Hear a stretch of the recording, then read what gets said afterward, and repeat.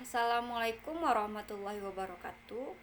Baiklah, saya di sini akan menjelaskan tentang konsep dasar pembelajaran tematik. Yang pertama adalah ciri-ciri pembelajaran tematik. Beberapa ciri khas dari pembelajaran tematik antara lain: 1. Pengalaman dan kegiatan belajar sangat relevan dengan tingkat perkembangan dan kebutuhan anak usia sekolah dasar, sehingga dapat memberikan pengalaman langsung pada anak. Yang kedua, kegiatan-kegiatan yang dipilih dalam pelaksanaan pembelajaran tematik bertolak dari minat dan kebutuhan siswa, juga melalui penilaian proses dan hasil belajarnya. Yang ketiga, belajar akan lebih bermakna dan berkesan bagi siswa, sehingga hasil belajar dengan bertahan lebih lama serta bersifat luas dengan adanya keterpaduan berbagai mata pelajaran. Yang keempat, membantu mengembangkan keterampilan berpikir siswa. Yang kelima, menyajikan kegiatan belajar yang bersifat pragmatis sesuai dengan permasalahan yang sering ditemui siswa dalam lingkungannya. Yang keenam, mengembangkan keterampilan sosial siswa seperti kerjasama, toleransi, komunikasi, dan tanggap terhadap gagasan orang lain. Ciri-ciri lain dari pembelajaran tematik yaitu: pertama, berpusat pada siswa. Yang kedua, memberikan pengalaman langsung. Yang ketiga, pemisahan mata pelajaran tidak begitu jelas. Yang keempat, menyajikan konsep dari berbagai mata pelajaran. Yang kelima, bersifat fleksibel. Dan keenam, hasil pembelajaran sesuai minat dan kebutuhan siswa. Materi selanjutnya tentang prinsip-prinsip pembelajaran tematik. Yang pertama, terintegrasi dengan lingkungan atau bersifat kontekstual. Artinya dalam sebuah format keterkaitan antara kemampuan peserta didik dalam menemukan masalah dengan memecahkan masalah nyata yang dihadapi dalam kehidupan sehari-hari. Yang kedua, memiliki tema sebagai alat pemersatu beberapa mata pelajaran atau bahan kajian. Yang ketiga, menggunakan prinsip belajar sambil bermain dan menyenangkan atau disebut dengan joyful learning. Yang keempat, pembelajaran memberikan pengalaman langsung yang bermakna bagi peserta didik. Yang kelima, menanamkan konsep dari berbagai mata pelajaran atau bahan kajian dalam suatu proses pembelajaran tertentu.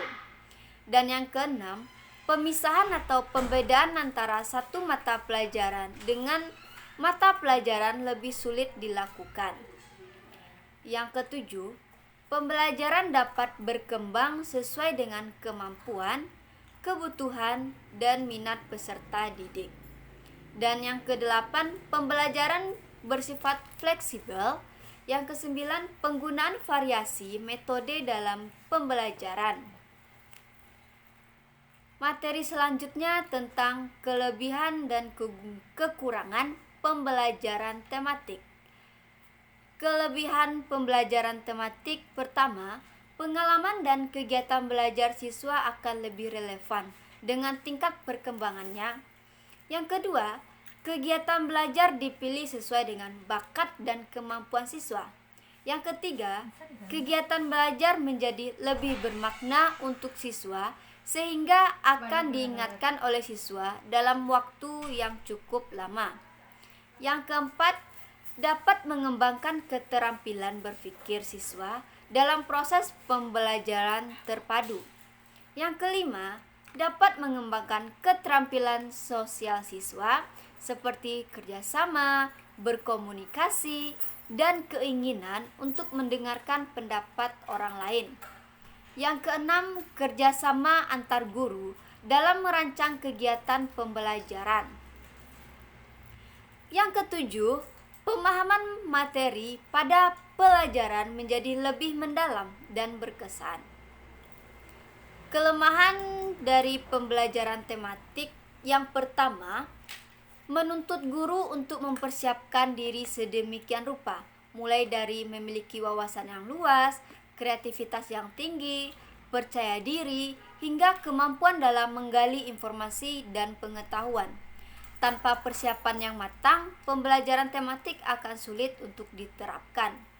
Yang kedua, pembelajaran tematik mengharapkan siswa untuk memiliki kreativitas dan kemampuan akademik agar keterampilan-keterampilan mereka dapat terbentuk saat pembelajaran dilakukan.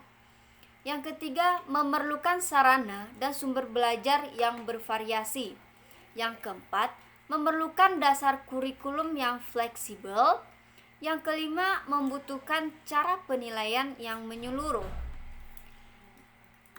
Materi selanjutnya tentang implikasi pembelajaran tematik. Yang pertama, implikasi bagi guru.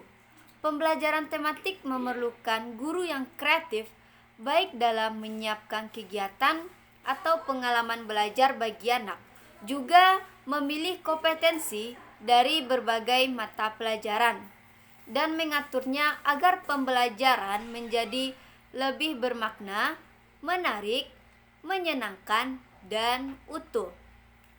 Yang kedua, implikasi pada siswa. Siswa harus siap mengikuti kegiatan pembelajaran yang bervariasi secara aktif. Misalnya, melakukan diskusi kelompok, mengadakan penelitian sederhana, dan pemecahan masalah. Yang ketiga, implikasi terhadap sarana, prasarana, sumber belajar, dan media. Pembelajaran ini juga perlu mengoptimalkan penggunaan media pembelajaran yang bervariasi, sehingga akan membantu siswa dalam memahami konsep-konsep yang abstrak dan penerapan pembelajaran tematik di sekolah dasar masih dapat menggunakan buku ajar yang sudah ada saat ini untuk masing-masing mata pelajaran, dan dimungkinkan pula untuk menggunakan buku suplemen khusus yang membuat bahan ajar yang terintegrasi. Yang keempat, implikasi terhadap pengatur ruangan. Susunan bangku peserta didik dapat berubah-ubah disesuaikan dengan keperluan pembelajaran yang sedang berlangsung. Dinding kelas dapat dimanfaatkan untuk memajang hasil karya peserta didik dan dimanfaatkan sebagai sumber belajar. Alat, sarana, dan sumber belajar hendaknya dikelola sehingga memudahkan peserta didik untuk menggunakan dan menyimpannya kembali. 5. Implikasi terhadap pemilihan metode. Sesuai dengan karakteristik pembelajaran tematik, maka pembelajaran yang dilakukan perlu disiapkan berbagai variasi kegiatan dengan menggunakan multimetode, misalnya percobaan, bermain peran, tanya jawab, demonstrasi, bercakap-cakap. Landasan pembelajaran tematik. Yang pertama, landasan filosofis. Dapat dipengaruhi oleh 3 filsafat, yaitu progresivisme, bahwa segala proses kegiatan belajar dan mengajar antara guru dengan para peserta didik di sekolah harus menekankan pada pengembangan kreativitas dan menekankan pada fungsi kecerdasan peserta didik. Selanjutnya, konstruktivisme berupaya melihat pengalaman siswa secara langsung atau direct eksperimen sebagai kunci dalam pembelajaran. Yang ketiga, humanis berusaha melihat para peserta didik dari segi keunikan, karakteristik, potensi, serta motivasi mereka. Yang kedua ada landasan psikologis.